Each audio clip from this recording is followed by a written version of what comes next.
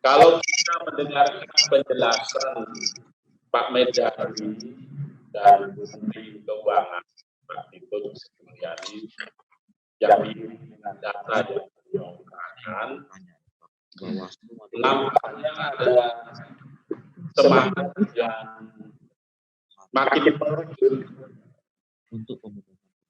bahwa untuk pelaksanaan Pilkada Desember 2020, 9 Desember Pilkada serentak, tambahan anggaran yang diberikan oleh negara hasil sinkronisasi akan dipenuhi oleh APBN. Ini menunjukkan pemerintah itu konsisten dengan keputusan yang diambil, dan saya apresiasi pemerintah menunjukkan tindakan yang kita jawab, karena memang politik itu adalah mengambil tanggung jawab. Secara etis ini patut dihargai. Nah, untuk semakin memaknai semangat itu dan agar kasih kita semakin kuat terhadap pelaksanaan Pilkada Desember 2020 di tengah penularan COVID-19 yang masih menaik, maka saya akan menambahkan argumen saya supaya makin berusaha semua agar tambahan anggaran itu bisa dipenuhi seluruhnya oleh APBN.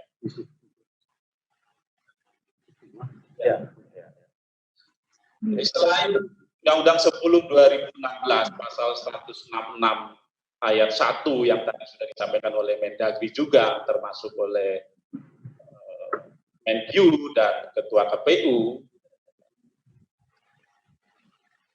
ada juga secara yuridis undang-undang yang bisa kita pakai untuk memperkuat ini, yaitu Undang-Undang 23/2014 pasal 7 ayat 2. Ini saya bacakan. Presiden memegang tanggung jawab akhir atas penyelenggaraan urusan pemerintahan yang dilaksanakan oleh pemerintah pusat dan daerah.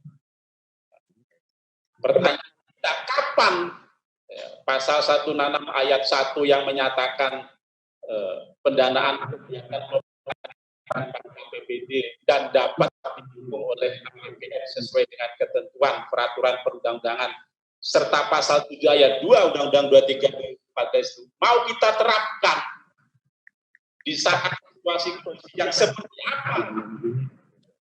Menurut saya ya di saat kondisi seperti ini, ketika kita berkata-kata melaksanakan pilkada di tengah COVID-19, terlebih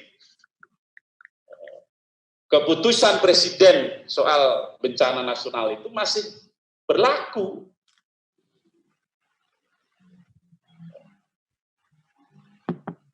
Jadi tadi sudah tepat menurut saya, tinggal dikuatkan aja. Lalu selanjutnya saya ingin memperkuat lagi, apakah agenda Pilkada Desember 2020 itu agenda yang strategis? Menurut saya strategis. Kalau Menteri Keuangan, Bendahara Umum Negara bisa menyediakan, ini data saya ambil dari kata data, mungkin nanti bisa dikoreksi, 152 triliun untuk BUMN dalam rangka penyelamatan ekonomi nasional, mestinya pemerintah juga sanggup memberikan dana kira-kira berapa Pak Arif, Pak Abang? Kalau total Pak di KPW 6 triliun nggak ada kan? Nggak sampai gitu. Yang ini tidak hanya untuk penyelamatan ekonomi kalau pilkada ini, ya kan? Menjaga tetap tegaknya kedaulatan rakyat, Karena memang negara ini disusun berdasar kedaulatan rakyat. Lalu apa menggerakkan ekonomi? Menggerakkan ekonomi juga pilkada ini 270. Ya kan? Terlebih ketika kita ingin, ketika dalam keadaan COVID-19 ini, menyelamatkan rakyat juga. Sehingga menurut saya tidak ada kata lain selain kita harus makin berketetapan hati, dibiayai oleh APBN, dipenuhi oleh APBN. Apalagi tadi Pak Junimat Girisang menyampaikan kepada kita semua kondisi yang terjadi ketika kepala daerah, wakil kepala daerah seperti itu, gitu ya Pak Junimat, ya kan? Nah, jadi menurut saya jangan ragu-ragu lagi Pak Menteri, Pak Doni, ya kan, Bu Menteri, ya.